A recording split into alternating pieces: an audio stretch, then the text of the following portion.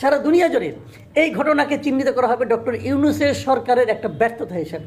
এই ঘটনা তো আওয়ামী লীগকে কিছুটা মাইলেজ দিবেই, যে ভাঙবে এটাকে আদালতে কোনো আদেশে ভাঙা হয়েছে? তাহলে এটা ভাঙতে পারে কেউ? সরকার ফেরানোর চেষ্টা করছে? করে নাই তো। নামে মাত্র কয়েকজন আর্মি এখানে দাঁড়াইছিল, তারা পরে দর্শক হয়ে গেছে। কিন্তু আমরা দেখছি সবই তো আমরা লাইভে দেখলাম। তাহলে হলোটা কি? তাহলে সরকার নিজেদের মানে তারা যে ক্যাপাবল নয় আইন শৃঙ্খলা রক্ষা করার ক্ষেত্রে, এটা তারা আরেকবার এখানে নগ্নভাবে প্রমাণ হয়েছে।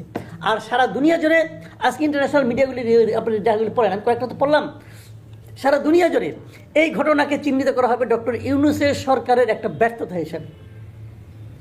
বলা হবে এটা আলটিমেটলি ডক্টর ইউনূস এদেরকে প্রশ্রয় দিচ্ছে।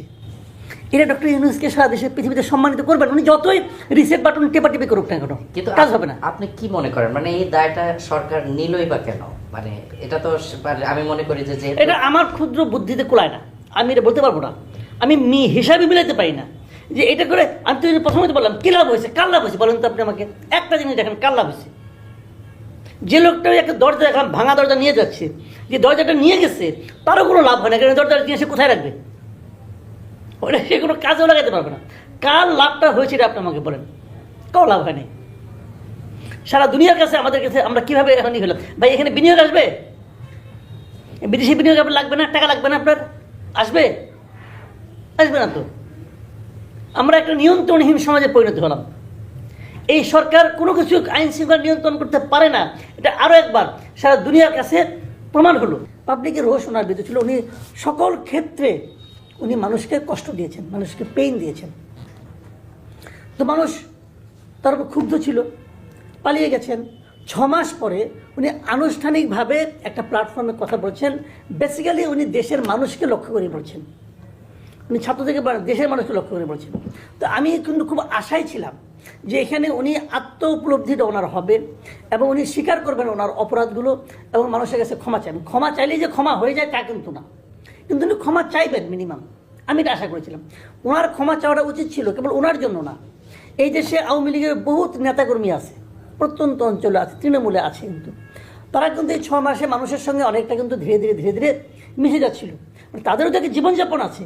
আপনার কোটি কোটি মানুষকে তো স্বাভাবিক জীবনযাপনের বাইরে রাখতে পারবেন না, তাহলে তো ভাই দেশ উন্নত হবে না। আপনি প্রতিশোধ নিতে পারবেন, কিন্তু দেশ তো সামনে থেকে অগ্রসর হবে না। কাজে সে লোকগুলি কিন্তু মিশে যাচ্ছিল এবং তারা নর্মাল অবস্থায় আসছিল। তো আমি ভাবছিলাম যে এটাকে আরও বেগবান করার জন্য উনি হয়তো নিজে এই দেশের মানুষগুলোর কথা, ওনাদের নেতাকর্মীদের কথা ভেবে উনি মানুষের কাছে ক্ষমা চাইবেন। উনি ওনার এমনও হতে পারতো যে উনি ওনার বলতেন যে আমি সভাপতি পদ ত্যাগ করছি, আওয়ামী লীগ নতুনভাবে গড়ে উঠুক, এই ধরনের কথা উনি বলবেন। এটা কিন্তু আমার একটা ধারণা ছিল, কারণ একজন পলিটিক্যাল লিডার যিনি, তার এরকমই হওয়া উচিত। আপনি বিদেশে দেখবেন কোনো পলিটিক্যাল পার্টি যখন ক্ষমতা থেকে নেমে যায়, ওই পার্টির লিডারে কিন্তু পদত্যাগ করে, নতুন লোক এসে কিন্তু দায়িত্ব নেয়। কারণ এটা প্রমাণিত হয়েছে তুমি ক্ষমতায় থাকতে পারো না, মানে তোমার পলিসি ভুল, তাই এটাই প্রমাণ করে তুমি যোগ্য না। তার এই ভদ্রমহিলা উনি পারেন নাই, ওনার পুরো দল এখান থেকে চলে যেতে বাধ্য হয়েছে, ওনার মন্ত্রিসভা দেশ থেকে পালাইছে। মানে কত অপরাধ এদের, এবং অপরাধের জন্য প্রত্যেকটা লোক নিজে জানে কে কী অপরাধ করে, তারা তো নিজেরা জানে, তারা পালাইছে। সেই জায়গায় কিন্তু আমি ভেবেছিলাম উনি এটা বলবেন। তো উনি কী করলেন? উনি সারাক্ষণ সেই একই রেকর্ড বাজাইলেন। উনি কি করছেন? এই দেশের মানুষ কত গরিব ছিল, উনি তাদের ঘর দিয়েছেন, সিমি পাকা বাড়ি দিয়েছেন, মানুষের হাতে টাকা দিয়েছেন, কত কিছু যদি করছেন। আরে ভাই একটা কথা বুঝবেন না, বলেন আপনি আমাকে, উনি যদি এগুলো করে থাকেন কার জন্য করছেন? এই দেশের লোকের জন্য করছেন, তো এটা বলার দরকার কি? তো দেশের লোক তো জানে উনি কি করছেন, বারবার বলার দরকারটা কি? বলা মানে কি? উনি নিজেও শিওর এটা হয় নাই, উনি নিজেও শিওর যে টাকাগুলি চুরি করছেন। ঘরে ঘরে বিদ্যুৎ দিয়েছি উনি বলছেন, এটা বলেন নাই যে বিদ্যুৎ দেওয়ার নাম করে কয় টাকা নিছেন আর কয় টাকা বিদেশে পাঠাচ্ছেন, এগুলো তো বলে নাই। কিন্তু যাও সেগুলো নলাম। সব মিলিয়ে আমার যেটা বক্তব্য, ওনার এই ভাষণটা ছিল খুবই নিম্নমানের, নিম্ন রুচির, অহংকার এবং বাহাদুরিতে ভরপুর একটা ভাষণ, যে ভাষণ এদেশের মানুষের মধ্যে মিনিমাম ফিলিংস ক্রিয়েট করতে পারে নাই, মিনিমাম পজিটিভ ফিলিংস ক্রিয়েট করতে পারে নাই। বরঞ্চ ওনার দলের লোকজন যারা এই ভাষণটা দেশে থেকে শুনেছেন তারা আতঙ্কিত হয়েছেন যে এই ভাষণ আমাদের জীবনকে আবার অস্থির করে তোলে, এবং হয়েছেও তাই। খালি 32 নম্বরকে ভাঙছে, আর কোথাও কিছু হয় নাই সারা দেশে, খবর নিয়ে দেখানো হয়েছে। তার মানে উনি নিজে যখন আরামে আছেন, রাষ্ট্রীয় অতিথি হিসেবে আছেন, কিন্তু এখানে এই দেশের আওয়ামী লীগের নেতাকর্মীদেরকে উনি জীবনটাকে আরও দুঃসহ করে তুলছেন। আমি আওয়ামী লীগের নেতাকর্মীকে বলবো যে ভাই, আমি যতটুকু বুঝি আমার কমন সেন্স দেওয়া, যে আপনারা যদি প্রকৃত হয়ে দেশের রাজনীতি করতে চান তাহলে এই শেখ হাসিনাকে ছাড়েন। শেখ হাসিনা বাংলাদেশ আর ব্যাক করতে পারবে না, এটা অতীত গণ কেস। এবং কেবল শেখ হাসিনা না, শেখ পরিবারেরও কেউ ব্যাক করতে পারবে না। আওয়ামী লীগ শেখ পরিবার মুক্ত হবে এবার, এটা আমি মনে করি পার্সোনালি। এবং ওই সমস্ত করাপ্ট লোকদেরকে যাকে আনবেন এই দল আর দাঁড়াবে না, ওই দলকে দাঁড়া করতে হয় অন্যভাবে।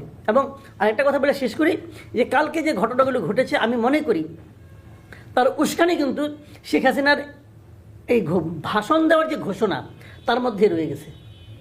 এই ভাষণ দেওয়ার সময় তার জন্য এটা ছিল না, আসলে কোনোভাবেই না। উনি এটা করা তার ওনার ঠিক হয় নাই। উনি যদি আসলেই দেশকে ভালোবাসতেন, উনি যদি আসলেই দেশের জন্য কিছুটা মানে ভালো চাইতেন, তাহলে এই ধরনের সকালে না আগের দিনই বুঝে দেখলাম, আমি নিজেও দেখেছি সোশ্যাল মিডিয়া, এই যে ধানমন্ডি 32 উপলক্ষে বুলডোজার মিছিল সে সকালে দিয়েছে ওরা, আর রাত 9টায় কমন হয়েছে পালিত হবে বুলডোজারের ছবি টবি। আচ্ছা, বুলডোজার জিনিসটা কি? বুলডোজার আপনার বাড়িতে বুলডোজার কটা আছে ভাই? এটা কি মানুষের ঘরে ঘরে থাকে যে আমরা রান্নাঘরের পিছনে একটা বুলডোজার রেখে দিলাম? এরকম হয়? এই বুলডোজারটা কার? বুলডোজারের মালিক কে? আমি যতটুকু শুনেছি এই বুলডোজারের মালিক হলো ঢাকা সিটি কর্পোরেশন। তো সেই বুলডোজারটা এখানে আসলো কি করে? কে নিয়ে আসলো? আমি তো মনে করি এই ঘটনার সঙ্গে সরকারের এক ধরনের আছে, মদত আছে। সরকার চেয়েছিল বলে বুলডোজার এখানে আসছে, তাহলে আসলো কি হবে?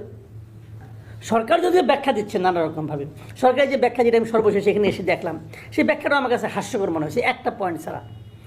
আর উনি বলতে যাচ্ছেন যে শেখ হাসিনার বক্তব্যের কারণে এটা ঘটছে। তো শেখ হাসিনা তো বক্তব্য দেওয়া শুরু করছে রাত 9টায়, আর ওরা যদিও 9টায় বলছে ভাঙবে, ওরা তো এখানে আসা শুরু করছে 7টা-8টা থেকে। তাহলে এটা কীভাবে হলো? তাহলে দুটার সাথে তো মিললো না। যদি শেখ হাসিনা যদি ভালো ভাষণ দিত তাহলে কি ভাঙতো না? তাহলে পুরো জিনিসটাই কি?